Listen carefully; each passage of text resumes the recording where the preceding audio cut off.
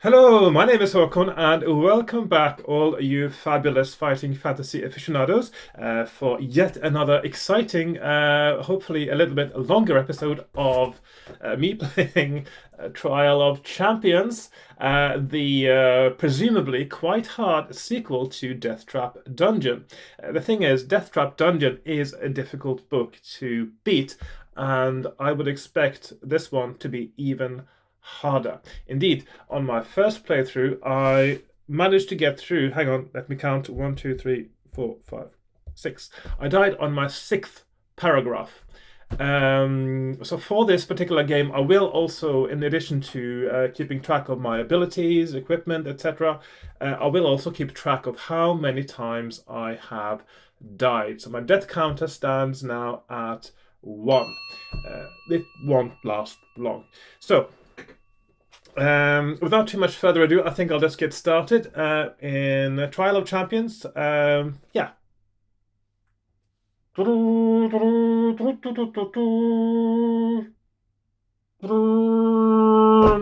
Okay, here we are. I've got my supplies, as I like calling it, as usual. I got my book, I've got my character sheet, I've also put in my skill stamina lock here and also put deaths 1. I've got my map, which is not very impressive, let's say, at the moment. It will get more impressive, and I just realized that I forgot to bring out my dice. Here are my dice as well, and I got my pens and my pencil. And yes, mustn't forget. Also got a cup of tea. Yummy. Okay, so let's just get started, shall we? So, first of all, the all-important ability scores, without which a hero is no hero. Skill 3. Okay, 9. It's possible, but it'll be difficult. Stamina. 7, so 19, and luck. I'm not going to use 1. I'm going to reroll 1s. Yeah, so 12. Right, let's get started.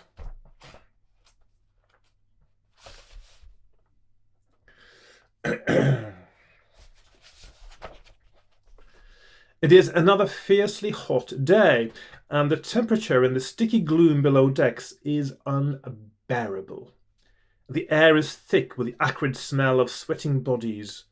Nobody is allowed to speak, and the only noise to be heard above the monotonous creaking of the ship is the regular sharp crack of a whip and the agonized cry which follows it. "Row harder, you dogs!" shouts the one-eyed overseer, as he cracks the whip once again. "Enjoy this pleasant voyage while you can, because you'll wish you were back on board after a day or two where you are going."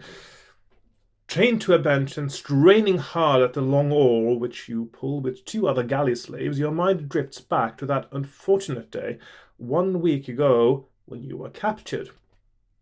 You had left Port Blacksand in a small boat to sail south down the coast to Oyster Bay. As ill luck would have it, a galley appeared on the horizon, heading in your direction. It drew steadily closer, and it was not long before your boat was crushed under its bows, and you were forced to dive into the sea. There was nothing you could do except climb up a rope that was thrown down to you, as your boat had become no more than a few pieces of broken wood floating aimlessly on the sea. It was useless to struggle, as a crew of 20 hardened cutthroats surrounded you. A gruff voice from behind them ordered them to part, and an ugly, scarred man appeared, grinning and spitting juice from chewing tobacco onto the deck. His teeth were chipped and blackened, and a foul stench wafted in the breeze from his unwashed clothes. "Captain Bartella always delivers the goods. You'll make up for the one who died from the flogging yesterday. Saves me having to kidnap a landlubber. Must be my lucky day, but I wouldn't say it was yours." The captain let out a laugh, which was like a long, wheezing exhalation, and then barked out an order to his mate. "Take the rat below to meet the rest of the vermin." Since that cursed day, you have been chained to your oar, rowing to the point of collapse towards an unknown destination. Suddenly you hear a shout of "Land ahoy!" and begin to wonder what evil awaits you. An hour later, you feel the ship bump against a jetty, and there is much shouting until the ship is finally moored. You are dragged from the ship with the other slaves and see in the glaring sunlight that you are on a small island. A somber-looking castle sits on top of the island, and next to it there is a semi-ruined amphitheater. A man wearing black chainmail armor hands Captain Bartella a bag of coins. Satisfied with his payment, the wheezing captain orders his men back to the ship, and you watch them set sail. The man in black armor steps forward, saying, "You are now the property of Lord Carnus. It is your honor to die for his pleasure in the arena of death here on Blood Island." Blood Island, yeah, of course it's called Blood Island, yeah. Only one of you will survive, and he or she will represent Lord Carnus in Fang for the next trial of champions. Baron Succumbit has modified his deadly labyrinth and is now offering 20,000 gold pieces to anybody who gets through it. Of course, Lord Carnus will keep the prize if you get through, but you will be spared your life. Baron Succumbit's reputation suffered greatly last year when somebody succeeded in getting through the labyrinth, but he now boasts that nobody can survive his new dungeon. Lord Carnus would like one of you to make Succumbit eat his words, and you must understand that he hates his brother's fame. Now follow me. You are led up the hill to the castle, where you are locked in a cell in the depths of the lower chambers. Sharing the dark cell with you are 4 others, a stout dwarf, a man-orc, a sinewy easterner, and a bald, muscle-bound man. The mood is grim, and few words are spoken as each of you ponders the impending combat. 42 slaves arrive by ship, and only 1 will survive. The dubious reward is entry to a deadly dungeon. Now turn over. Right. Sip of tea, I think. Okay. At dawn the following day, you are woken by the sound of heavy footsteps approaching down the corridor. A key turns in the lock of the cell door, and 2 guards wearing black chainmail enter, carrying trays of food. "Eat well," says one of them, "as you will need all your strength to survive the day, and by the end of it you may all be dead." The guard then turns to you and offers you some bread and a bowl of soup. If you wish to take the food, turn to 49. If you would rather try to overcome the guard and make an escape, turn to 292. I will not try to overcome the guard because I do suspect that it will cause you to be flogged, and which will reduce your skill for the purposes of your first exercise by 3 points, making you extremely unlikely to survive. So I'm going to take the food and eat it. So 49. The soup is thick with chicken and vegetables and tastes delicious. You devour it greedily and mop up the last drops with the bread. You have not eaten well for a fortnight and now feel fit and ready for the coming ordeal. When you have all finished eating, you are led away to begin your first day in the arena of death. Turn to 22. I suppose one thing about this particular book, it just occurred to me now, that if you die and you start over, it's like you are now one of the other galley slaves that were sent to these games to compete. So it sort of makes perfect sense. You're not just the one hero there to save the world against evil. You are one of 42 galley slaves, and one of them will be victorious eventually. So maybe if you manage to win this book in less than 42 tries, I suppose that makes sense. It's still one of the original 42 galley slaves that made it. Just a thought there. Yeah.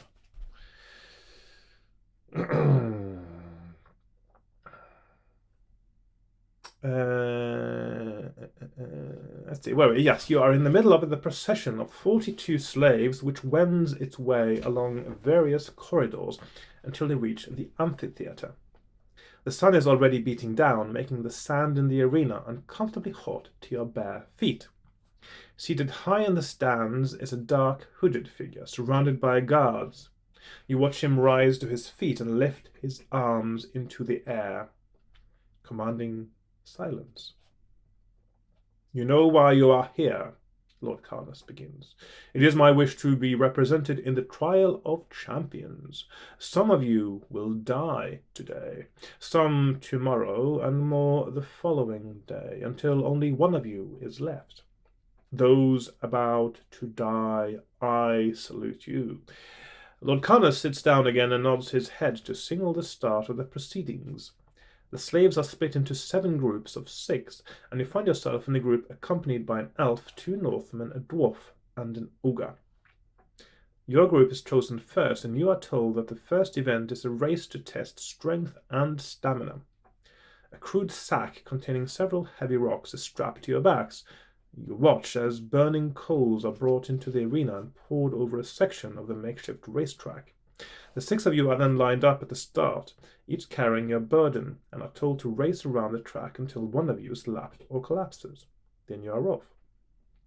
And you all jostle for position on the way to jumping the first pile of burning coals. Now, one question actually didn't occur to me until after I played last time. Why are you actually jumping the burning coals? Because, as you know, because of the way heat is transferred, you can perfectly well run on burning coals without getting burnt.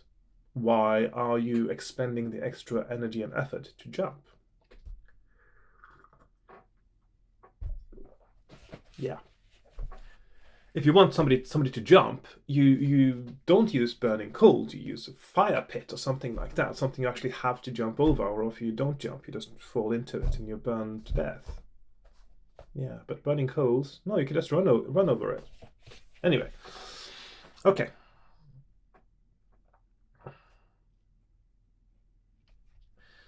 If you wish to set the pace, turn to 310. If you would rather stay at the back, turn to 107. Now, staying at the back seemed rather risky last time, although I do presume it will be quite exhausting to make the front, but I will try to make up the front this time. So if I just get my pen out.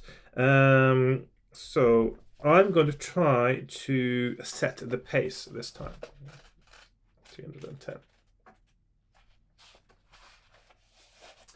As you accelerate, the ogre sticks his leg out and tries to trip you. Test your luck. Well, that's one of those things that I was actually worried it could happen. So test luck, yeah. Okay, so let's see. On a map here, we have test luck, and we've got 78 for lucky, or 225 unlucky. Okay, so I rolled 7, which means I was lucky because my luck is 12, and my luck goes down to 11. Okay, so I go to 78. You see the ogre's leg just in time and manage to jump over it and race to the front. You slow down again and dictate the pace of the race to suit yourself. Round and round the arena you run, gritting your teeth harder each time you jump over the burning coals. After 20 minutes, nobody has been left behind, so one of the Northmen decides to spring away.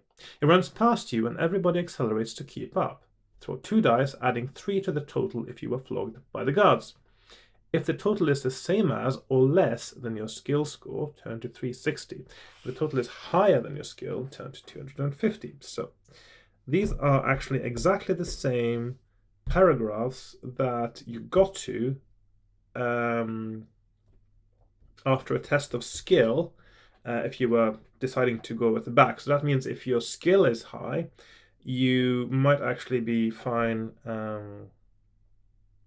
No, actually, because now we're testing skill anyway. So actually, the only difference is the test of luck. So that means the best choice always will be to not try to set the pace, because you are saving 1 luck point and otherwise everything else remains the same. So that's fine.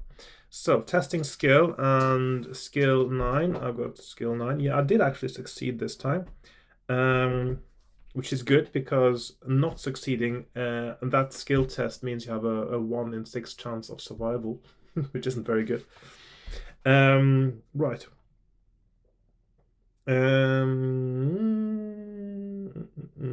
So 360, I managed the skill test. Let's see where that leads me. Right. The Northman increases his lead over the rest of you, but you feel you still have a lot in reserve should he come close to lapping the pack. When he gets within 10 meters of catching up, everybody decides to sprint. There are only 2 runners ahead of you, but you do not look back. Suddenly there is an agonized cry, followed by a shout which calls an end to the race. The dwarf lies prostrate in the sand, having collapsed just as the Northman caught up with him. While you are led back to your cells, the dwarf is quickly put to death before the start of the next race. Now that sounds extremely a lot like what happened to me last time, except now it happened to the dwarf.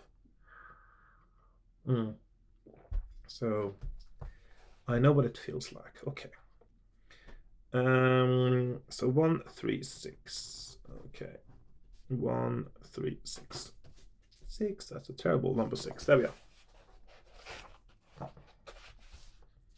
When all the races are finished and the survivors are back in their cells, you discover that the bald man does not return. Now there are only 3 others left in your cell. Although exhausted, you find it difficult to fall asleep. Your mind is occupied with what challenge the next day will bring.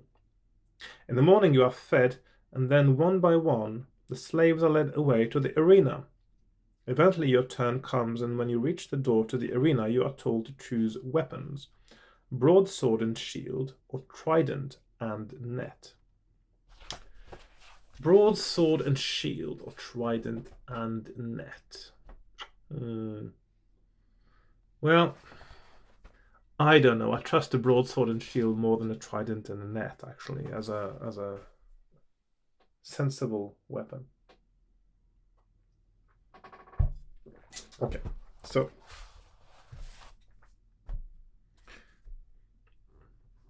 2, 7, 5. Okay, so I'm not gonna.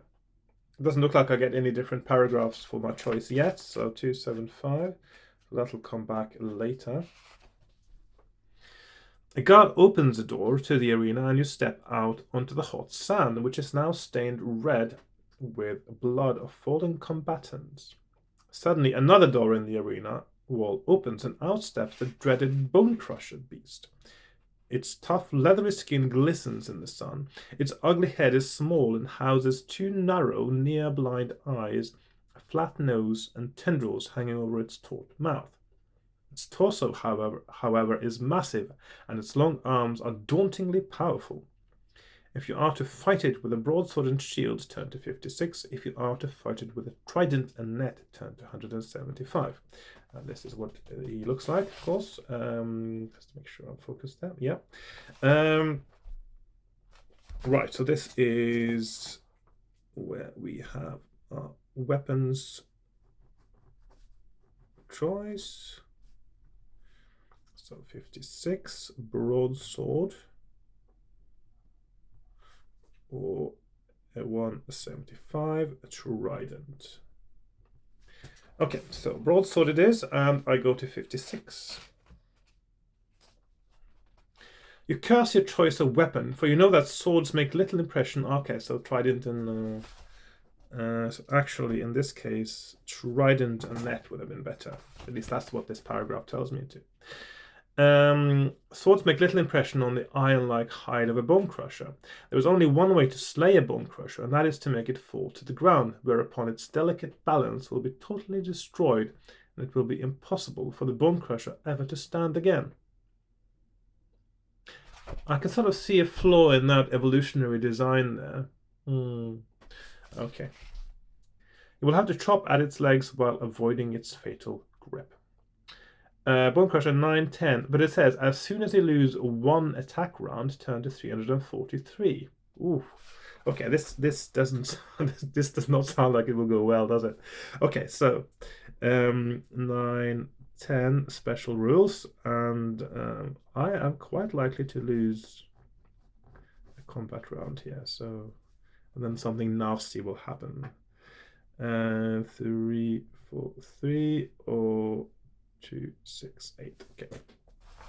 So I've got 9, 19. He's got 9, 10, which means that I don't have any skill advantage whatsoever. So let's see how it goes. He rolls 3. I roll 7. I should probably use luck now. Yeah, so I'm doing 4 damage. And my luck goes down to 10. He rolls a 9. I roll 5, so I lose a combat round. I presume I go down to 17, but something else will happen as well. 343. The Bone Crusher manages to grab your sword arm and break it as though it were a twig. Without releasing your arm, it grabs your neck with its other arm. It snaps your neck with similar ease, and the arena eliminates another candidate. And we our deathometer goes up by 1, so we're now at 2 deaths. The joys. Okay, I'm going to keep playing now, of course. I'm going to be another of the slaves. And what I will do is I will go back to my test of skill here when I'm starting again. So first I'll just get my new characters. I'm going to cross out all these stats here. So I'm going to be another slave now, and skill. I'm not gonna keep an 8 actually. So 3, 9 again. Okay, I'll do 9. I'll do 9 again. Stamina 8, so that's 20, and luck is no. I'm not going to have 1, 3, 9. Okay, so 9 luck. Okay, so that's my new. So now I've got 2. That's not supposed to be 1. It's supposed to be a tally mark. So okay, 9, 29. Okay. So I'm going to test my skill, and which I just managed, which means that I get to the point where I choose the trident. So I'm going to have chosen the trident now, and I'm going to go to 175. There we are. Okay. You allow yourself a faint smile, as you have chosen a good weapon with which to fight your adversary. Edged weapons cause little damage to the iron-like hide of a bone crusher. There is only one way to slay a bone crusher, and that is to make it fall to the ground, whereupon its delicate balance will be totally destroyed, and it will be impossible for the bone crusher to get to its feet again, ever. Okay. You move forward cautiously to snare it with your weighted net. Roll 1 die. Okay, so we have. So that is 1d6. And then we get 2 outcomes.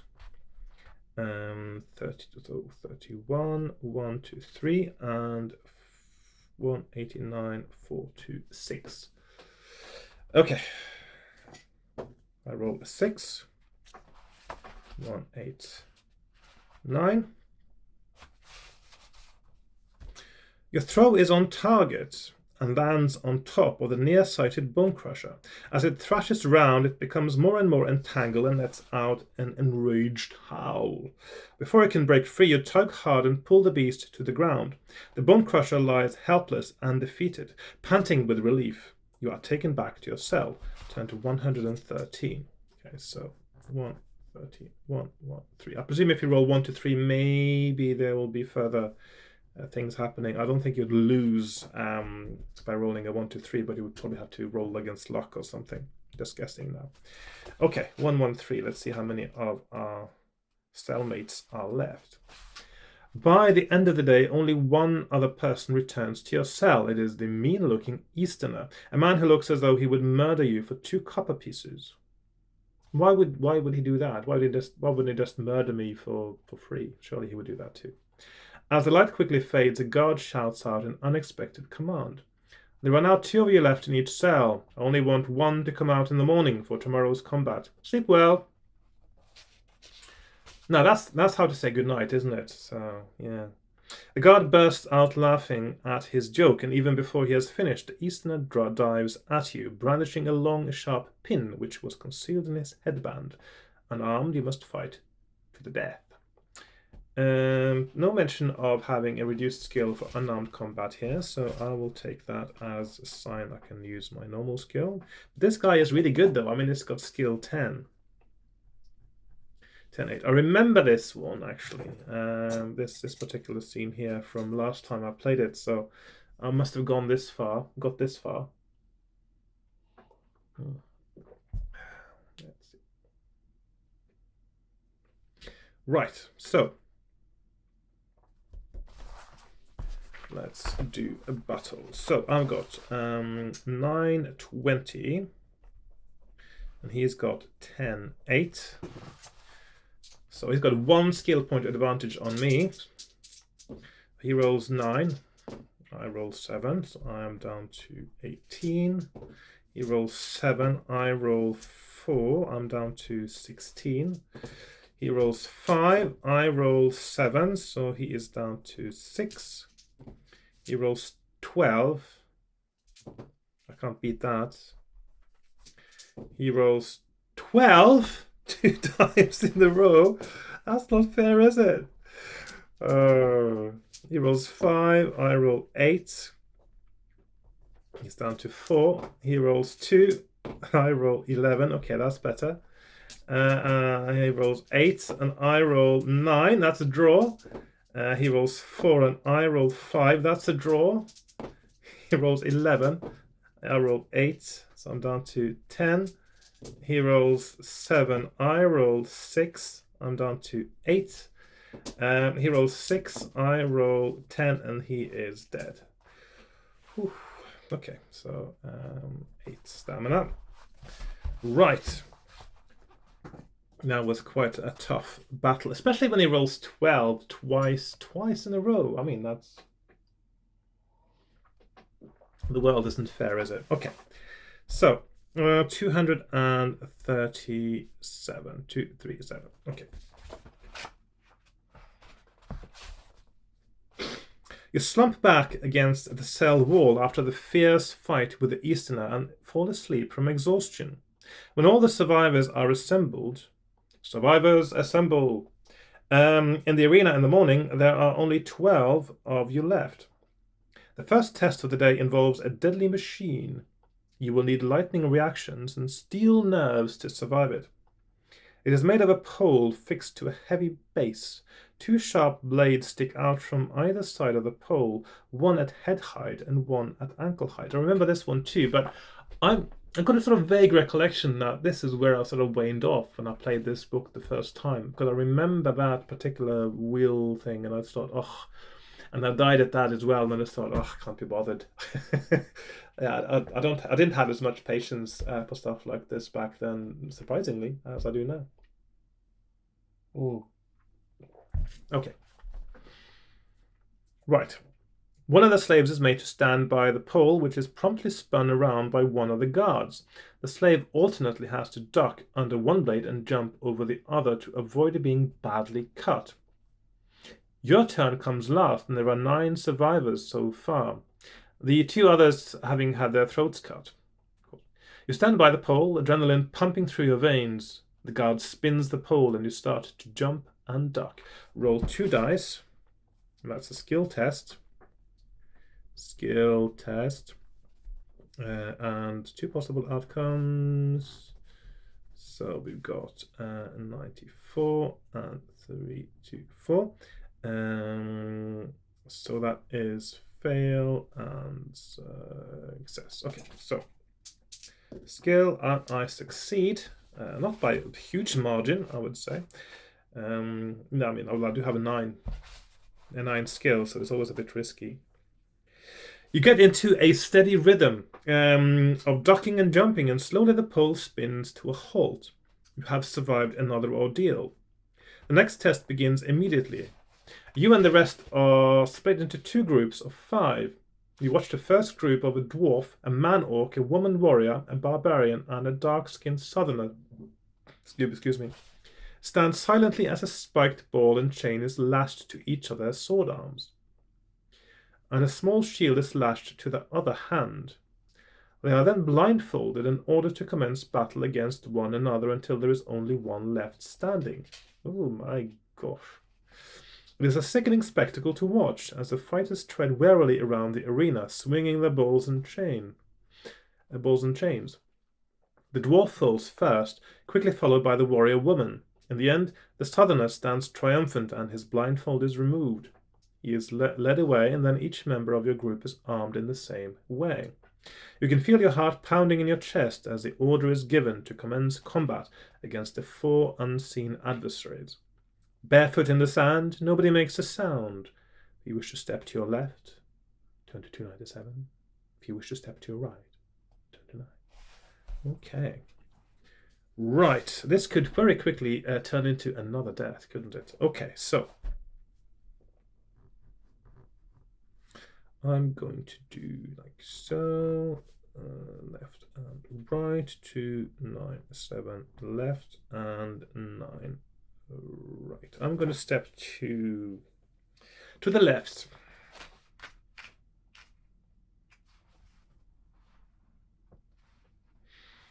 You step slowly to your left, straining your ears for the sound of movement. Suddenly there is an agonized cry and a dull thud as a body falls to the ground not far in front of you. If you wish to step further to the left, turn to 368. If you would rather stand your ground and swing the ball and chain, turn to 131. I think I'm going to swing my ball and chain now. I'm just going to put in my options there. 368 left, or 131. Let's call it attack, I suppose. 131.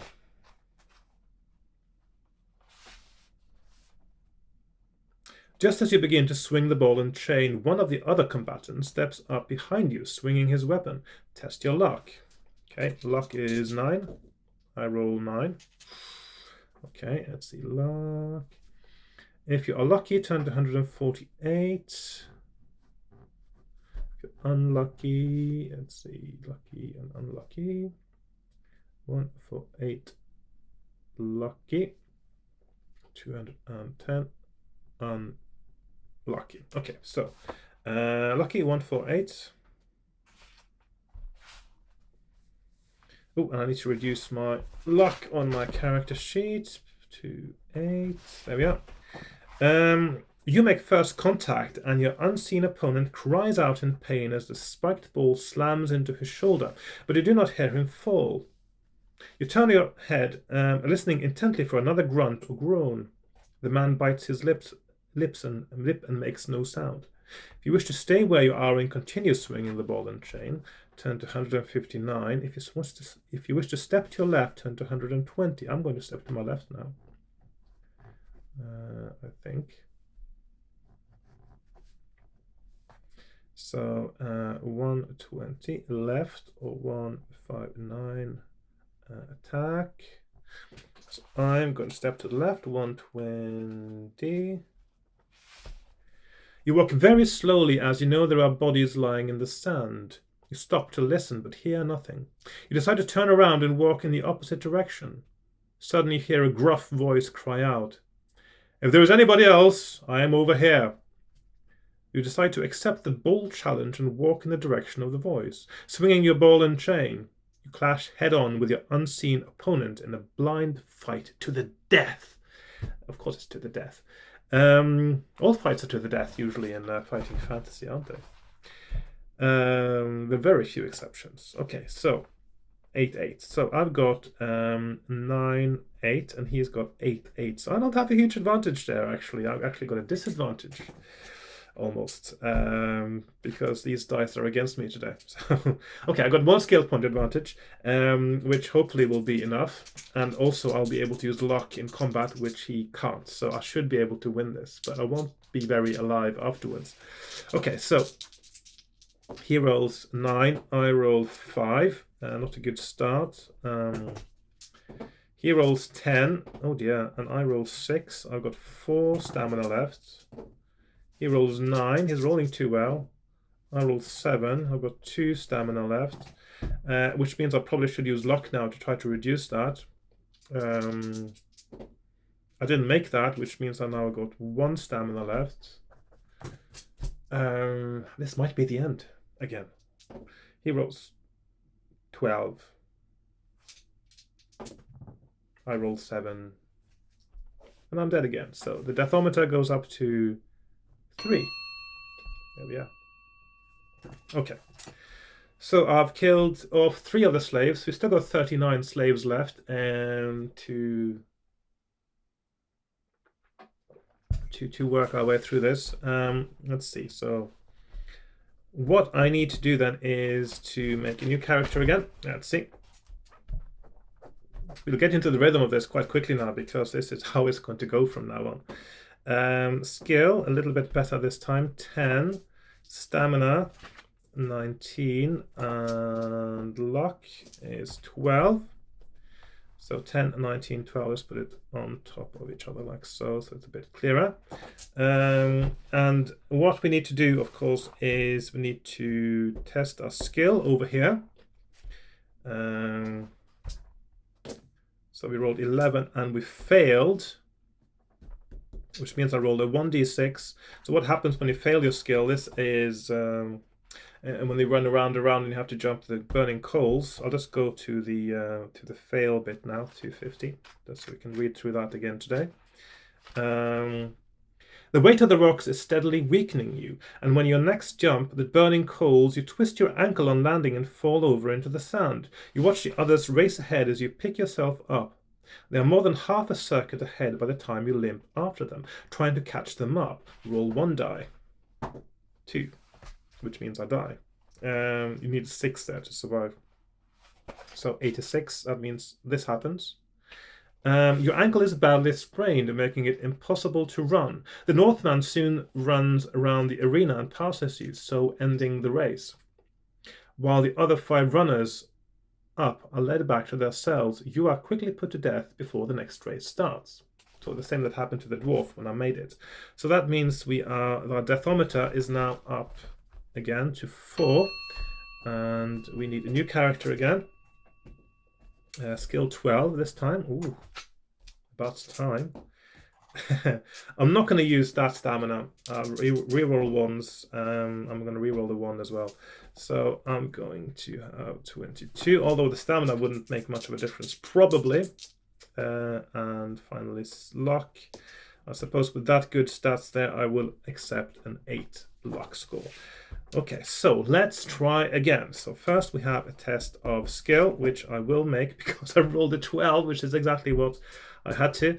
And then we choose the trident, and then we have to roll the dice for the combat with the beast to see if we manage to survive that. I rolled a 5, so that is the same as last time. And then I get to cells. So see, 113, just to reiterate now, that's the one where we are told that there's only one of us will survive the night. So we've got that battle again. So that's 10-8 versus me, who's 12-22. So I've got a 2 skill point advantage in this battle now. So he rolls an 8, I roll a 4, so I'm down to 20. He rolls a 5, he's down to 6. He rolls 10, I roll 4, I'm down to 18. He rolls 2, he's down to 4. He rolls 6, I roll 7, he's down to 2. And he rolls 4 and I roll 6, and he is dead. And then there was a skill test for the rotating pole with the knives. So again, that's, of course, I'll just roll just for... and then we get to the blindfold battle.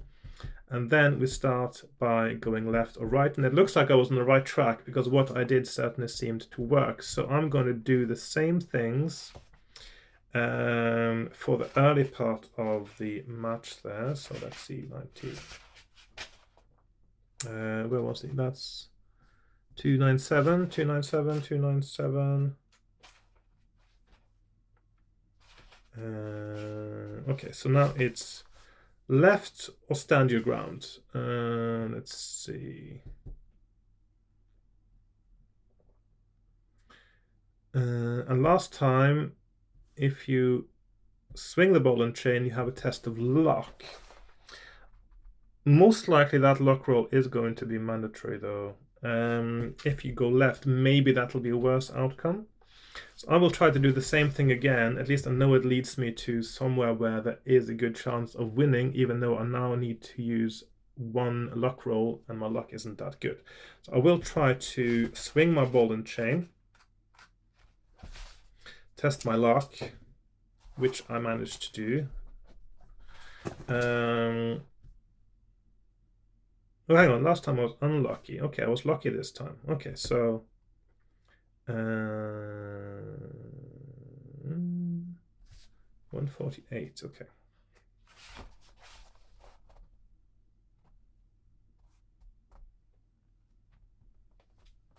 You make first contact and your unseen opponent cries out in pain as the spiked ball slams into his shoulder, but you do not hear him fall.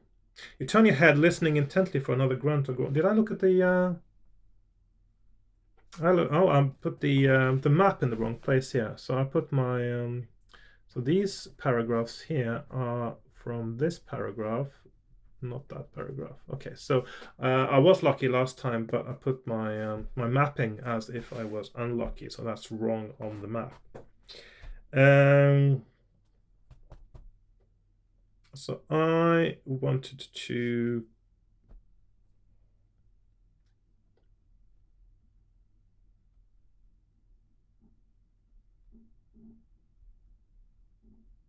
Did I forget to put something on the map earlier? I stepped to the left, didn't I, last time? And that's where I got... okay, so you walk very slowly as you know there are bodies lying in the sand. You stop to listen but hear nothing. You decide to turn around and walk in the opposite direction. Suddenly you hear a gruff voice cry out, "If there is anybody else, I'm over here." You decide to accept the bold challenge and walk in the direction of the voice, swinging your ball and chain. You clash head-on with your unseen opponent in a blind fight to the death. And he's got a skill 8 and a stamina 8, which means I now stand a really good chance of beating him. So I've got 12, 18. He has 8, 8. So he rolls a 4. Okay, so he is down to 6. He rolls a 12. There's a lot of 12s today. I rolled a 7, which means I'm down to 16. He rolls a 6. I roll a 3, which means he is down to 4. He rolls 8. I roll 8. He's down to 2. And finally, he rolls 4, and I roll an 8, and he is dead. So I'm down to 16 stamina. And which means, if my calculations are correct, I mean it leaves only one opponent now, doesn't it? Because this was 2 groups doing this. So I win and I go to 61. 61. A cheer goes up as your opponent drops to the ground. You hear guards enter the arena, and soon your blindfold is removed and your weapons are untied from your wrists. You are led away to your cell, realizing that only the Southerner stands between you and victory. That night you are well fed and your wounds are bandaged. Add 4 stamina points, which means I'm up to 20. Plus 4 stamina, plus 4 stamina. In the morning, the familiar ritual of being led into the arena is repeated, but this time you are made to stand face to face with a Southerner. You are each handed a dagger and a studded glove. At the command of Lord Carnus, the final arena battle commences. So, 10, 10. And if you win, go to 261. So we have there 261. Okay. 10, 10. This should be a walk in the park, famous last words. So he has 10, 10. I have 12, 20. So I've got a 2 skill point advantage. He rolls 8. I roll 9. He's down to 8. He rolls 7. I roll 9. He's down to 6. He rolls 8. I roll 6, which is a draw. He rolls 7. I roll 10. He's down to 4. He rolls 5. I roll 9. He's down to 2. He rolls 7. And I roll 6. He is dead. And I hope you are entertained. Yes. Okay. 261. I have got through the beginning, which is quite a short part of the book. It seems. Oh, that's a long paragraph now.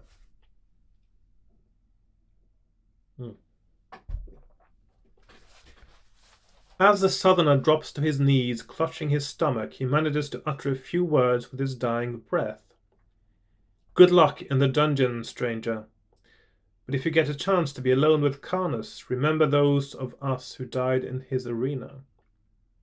The southerner grimaces with pain and falls silent.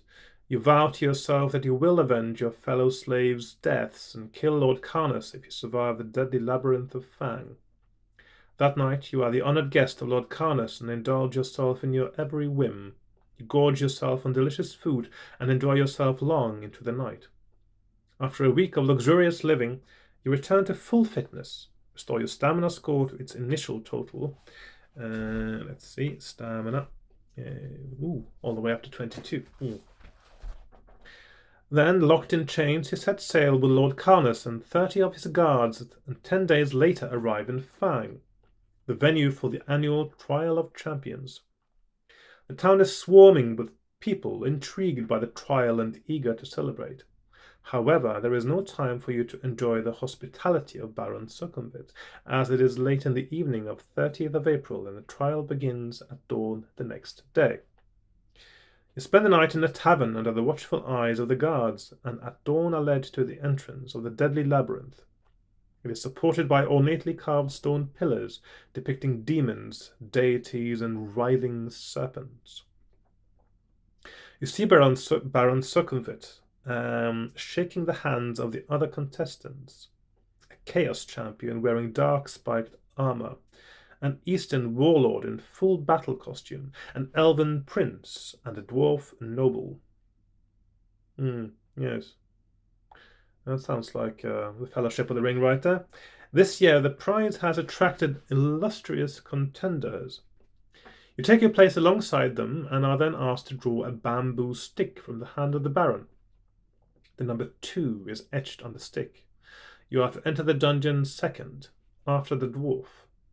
To the cheers of the exultant onlookers, you pass between the pillars, armed only with a magnificent sword given to you by Lord Karnas. Only with a magnificent sword? What's only about a magnificent sword? I would have thought that armed with a magnificent sword was quite a big thing. If it was a sort of a armed only with a rusty old dagger, that would be only, but with a magnificent sword, yeah. Anyway, I suppose what they mean is that you don't have anything else. Without a backpack, food, or armor, that's the thing, isn't it? Yes.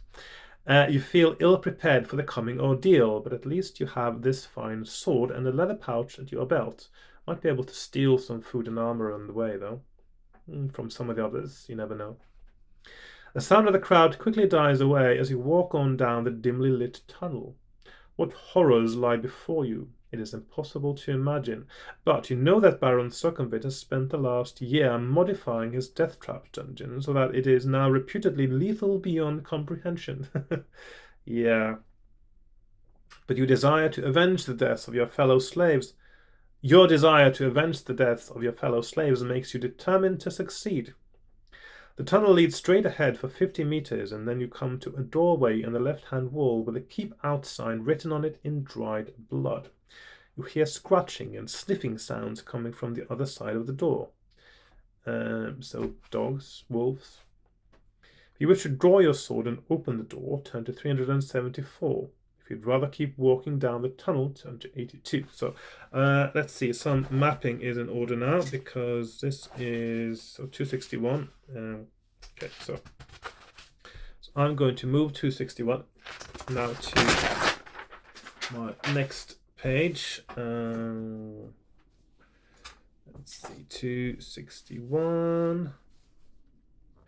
Where the actual labyrinth starts. And of course, I suppose on future playthroughs, I will, I guess, start from this point rather than doing the gladiatorial combat again and again. Maybe I might roll for it, I suppose.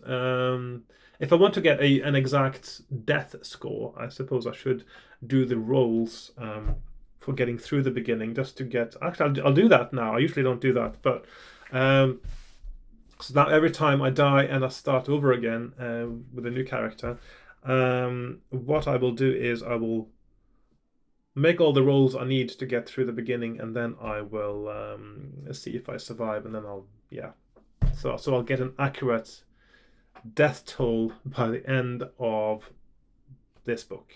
Okay, and see if I can manage to do it in less than 42. That's the target number now. Okay.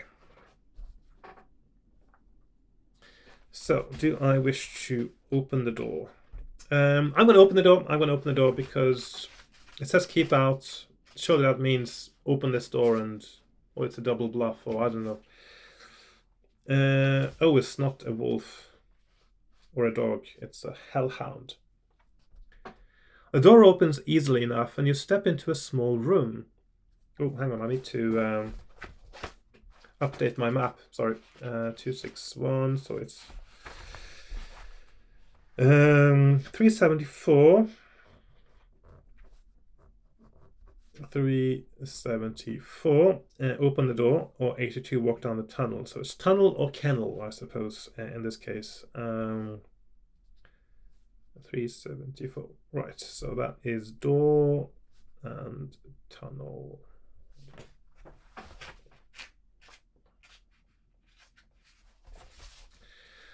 Right, the door opens easily enough and you step into a small room. Before you have time to look around, a huge black hellhound leaps at you with flames shooting out from its cavernous mouth.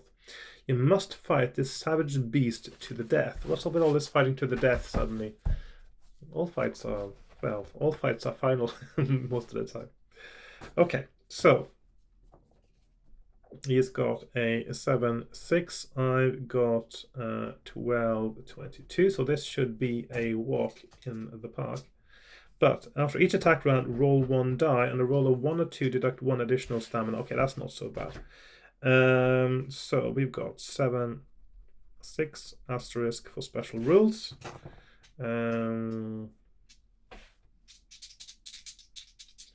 So he rolls a 3, I rolled 10, so he's down to 4, but he still is breathing, so I've got to roll a die, and I rolled a 6. Nope, no extra damage.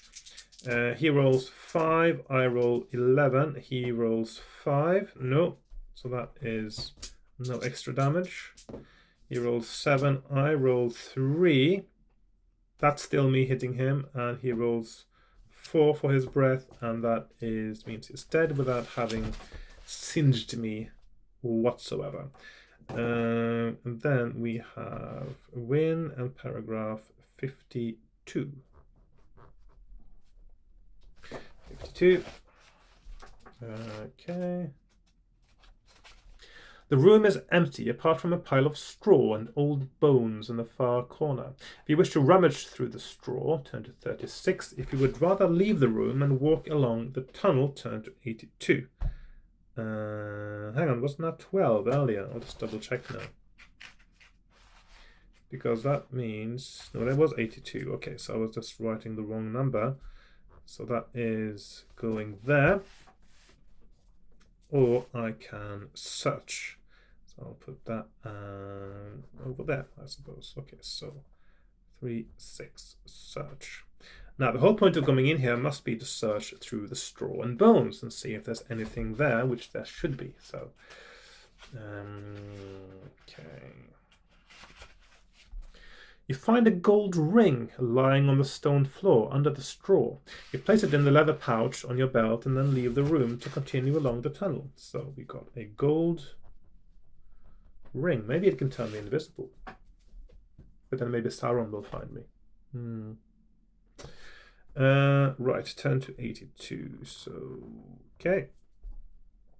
So we got gold ring, which may be an essential item. We don't know yet. Because we're back in this sort of Ian Livingstone shopping list territory now. So usually there are essential items that you definitely need to win the game.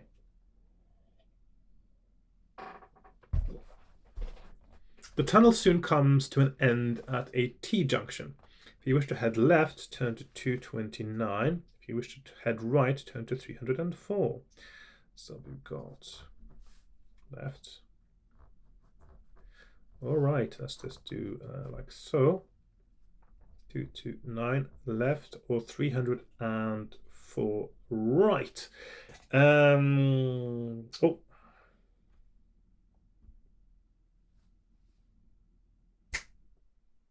My apologies, my video actually cut out there and I didn't notice in time, but I hope I didn't lose too long. According to, yeah, no, I don't think I lost more than a few minutes at most, so it should be okay. Sorry about that.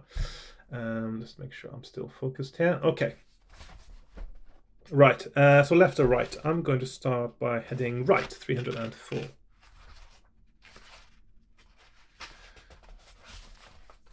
In the distance, you hear the sound of running water, and soon the tunnel ends at the edge of a pit. A rope bridge straddles the pit, and beyond it, the tunnel continues straight on. There is a wooden box tied to the bridge and a sign above it which reads, "Pay gold to cross." A rope hangs down from the bridge. Peering down into the gloom of the pit, you can just make out a fast-flowing river far below. Will you drop a gold object into the box and walk across the bridge without paying, or climb down the rope into the pit? Interesting choices all, I guess. So 3 options. Let's put them up there like so. So we got 27. Pay. Which I could use the ring for, I suppose. 152, walk, or 355, climb. Now, since I got a gold ring that I can actually use for payment, I think I should just go with that one. So I'm going to drop a gold object into the box and walk across the bridge. 27. You drop the gold ring. Well, see, that's the book knows what I've got. You drop the gold ring into the box and step warily onto the rope bridge. It appears to be strong enough to bear your weight, and you hurry across it unchallenged. Turn to 117. 117.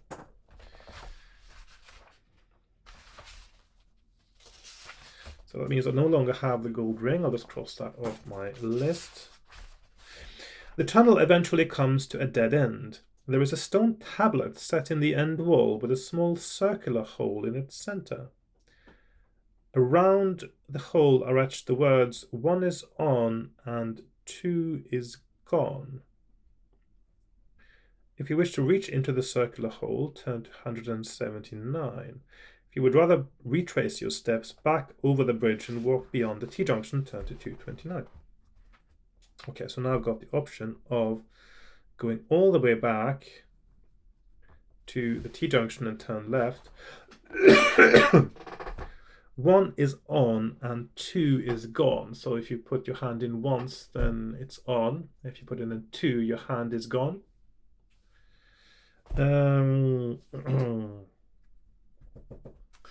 Right, 179. I'm going to stick my hand in, of course. Obvs.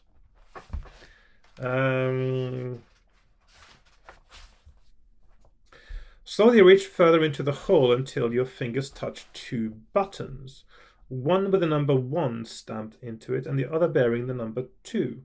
If you wish to press button number 1, turn to 12. The thing is, do I know whether it's on or off that is good?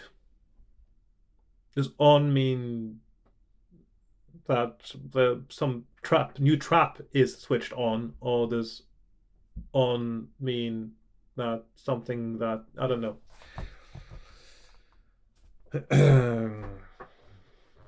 I think I'll try to switch it on anyway, just to see what happens. So 12, 214. So I'll press 1 and 2 as on or off. So I'm going to go to 12, press on. Okay. As soon as you press the button, a large stone slab in the left-hand wall of the tunnel pivots open. You step through the gap and find yourself in another tunnel. I'm getting a bit thirsty now. It's the cave air, isn't it?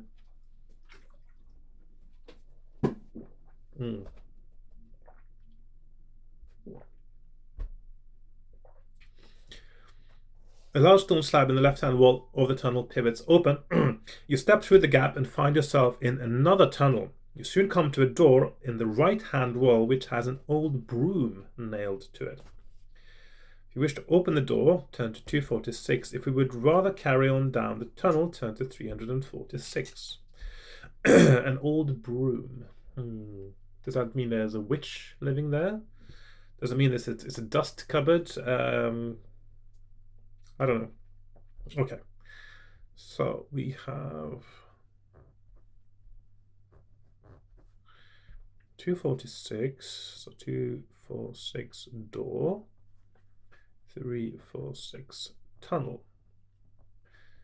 Okay, so I'm going to open the door. 246.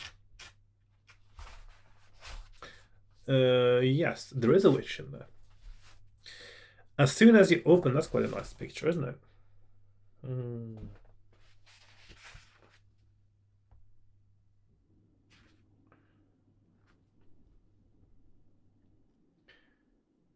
Oh, there we are focusing. Okay.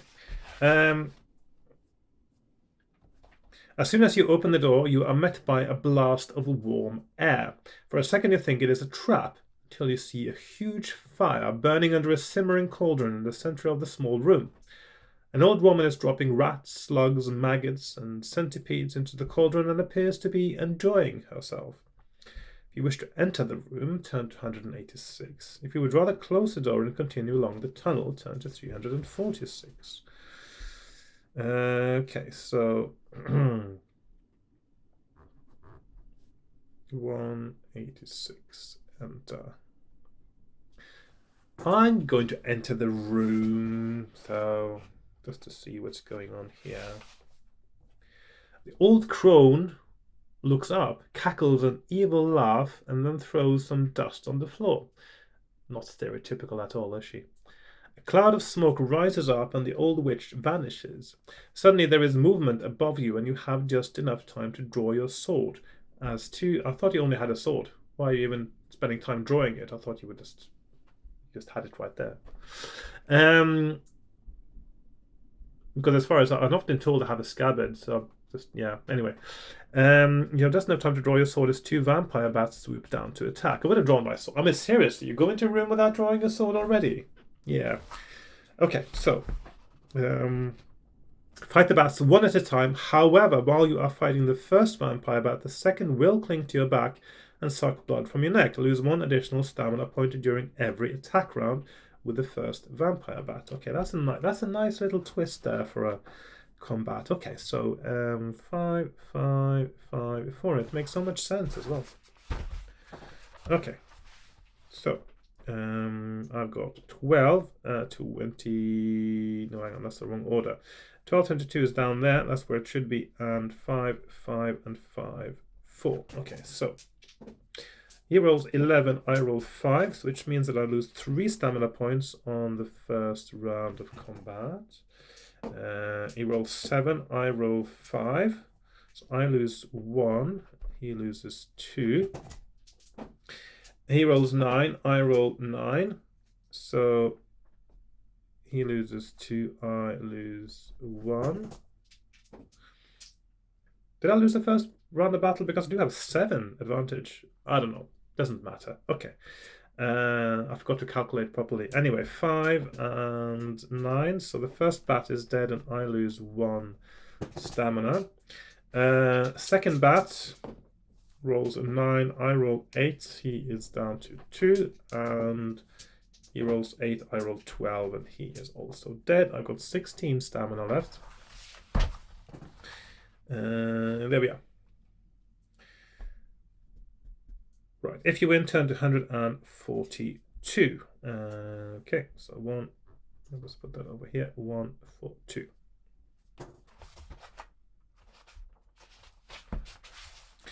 You decide to add your own ingredients to the witch's brew.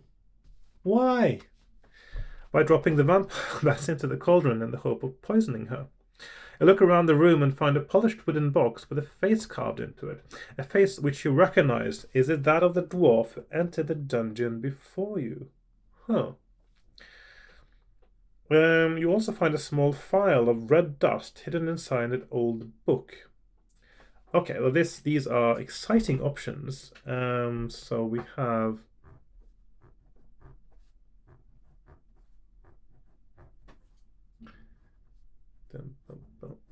okay, so we have the options. 1, 2, 4 box, 171 dust, 300 phial, or 346 leave the room. Okay, I'll just put 346 up there anyway.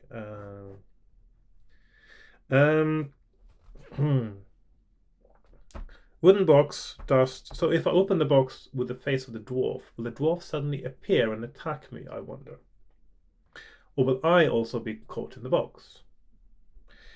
Throwing some dust on the floor, the witch would return, possibly.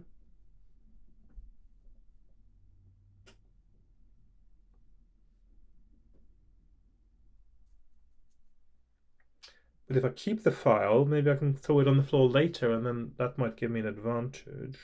I'm going to put the phial in my belt pouch. Yeah, that's what I'll do.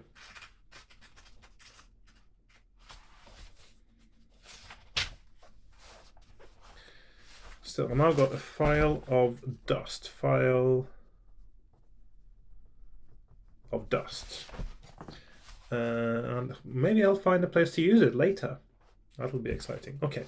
There is nothing else of interest in the room, and despite your hunger, you refrain from helping yourself to a bowl of the bubbling brew. If you now wish to open the wooden box, turn to 124. You'd rather leave the room and continue along the corridor, turn to 346. I would rather leave, I think. So I've got options now of doing like so or like so. So I'm going to leave. You soon come to another doorway in the right-hand wall. Nailed to the door is a small bird, long dead and shriveled.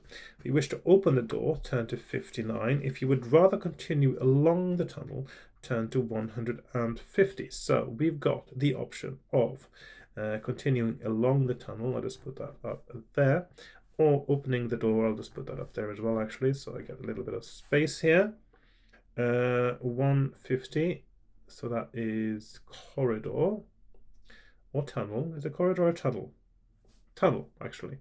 Or open the door 59. I'm going to open the door, obviously, because I like opening doors. It sort of seems a shame not to open them and see what's inside at least once. The door is locked. If you wish to charge it open with your shoulder, turn to 91. If you would rather save yourself the effort and walk on up the tunnel, turn to 150. I'm going to knock it open in that case, 91. Roll 2 dice. So that's a skill test. I rolled a 9. So test. Skill. Excuse me. Need a little bit more water again.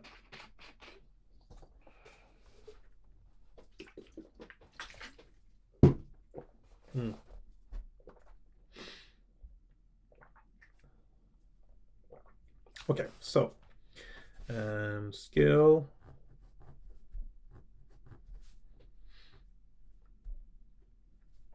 Three, 2 success.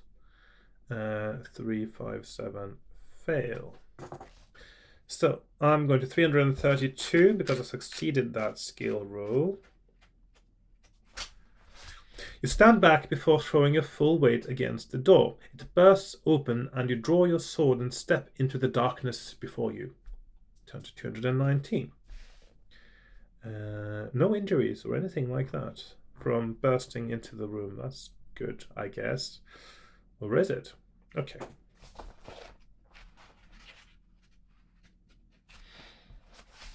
Oh, that's quite an interesting looking monster right there. Bit unusual. The temperature inside the derelict room is much lower than in the tunnel. You begin to shiver as soon as you step into the room, and you can see your breath. Actually, that reminds me of an anecdote. I like my anecdotes every now and again, and I know some of my viewers like them too. Okay, so during the filming of Conan the Barbarian, of course, I presume many of my viewers would have seen Conan the Barbarian, the Arnold Schwarzenegger film, quite a classic now. And of course, a lot of it was filmed on location up in some mountains. I don't know which ones, but it was one of those places where you suddenly can suddenly get snow in the middle of the same day. You can have snow and you can have nice warm weather, just like you get in the Norwegian mountains, actually.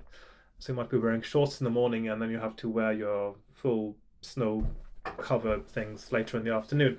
So during one of the shoots, and of course, Conan, he's wearing his loincloth. That's it, really. So during one of the shoots, they had to take a break because there was a little snowstorm or little snowfall passing by, and they had to wait a little bit before they could continue with the exterior shots. And everyone went into cover, but Arnold Schwarzenegger, he stayed outside in the snow wearing his loincloth, and somebody sort of say, yeah, why don't you come back in, because it's a lot warmer inside. Why are you staying outside for? And he was sort of just sitting there, and he sort of said, I'm learning not to shiver. Yeah. I don't know if that story is true or not, but I thought it was quite funny. Okay. Right. The temperature inside the derelict room is much lower than in the tunnel. You begin to shiver, so obviously you haven't had the Arnold Schwarzenegger shiver training regime. You begin to shiver as soon as you step into the room, and you can see your breath hanging in clouds in the cold air. In the far wall of the room, you see a large tunnel entrance from which you can hear the sound of slow footsteps coming towards you, and a long, low hissing sound. You stand your ground, sword in hand, as a hideous beast. Why are you standing your ground? Shouldn't you? This is where you should have an option of retreating, isn't it? You stand your ground, sword in hand, as a hideous beast enters the room. It has a bloated green stomach, like that of a huge toad, and a grotesque, misshapen head supported by a blubbery neck. It has a circular, extended mouth whose fat purple lips surround rows of sharp teeth. The beast slices its prey and then sucks the innards out. I don't know that. Well, I can sort of tell from the anatomy, but fresh intestines are the delicacy of the cold claw, and it intends to eat yours as punishment for entering its lair. As the vile beast lumbers towards you, the temperature appears to drop even further. You reduce your skill score by 1 for this combat only.